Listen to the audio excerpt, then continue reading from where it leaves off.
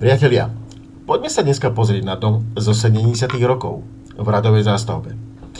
Dole na prízemí máme jedáleň a za schodiskom máme malú kuchyňu a nejakú miestnosť na domáce práce. Hore na poschodí máme veľkú obývačku, spálňu, ale za to malú detskú izbu a ešte menšiu kúpeľničku. Čo sme s tým urobili? Garáž sme trošku predĺžili v rámci stavby a rovnako sme predĺžili aj tú jedáleň na prízemí v rámci loďie. Všetko ostatné vzadu sme vybúrali, okrem schodiska samozrejme, a dozadu sme dostávali dennú časť, ktorú sme prepojili s celým prízemím. A tak na prízemí nám vznikla kuchyňa, jedáleň a obývačka otočená do záhrady.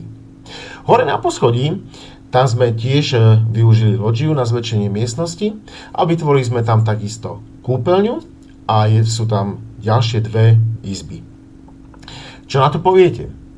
Z domu, ktorý je neriešiteľný, vznikol krásny obytný priestor. Denná časť na prízemí, nočná časť na poschodí.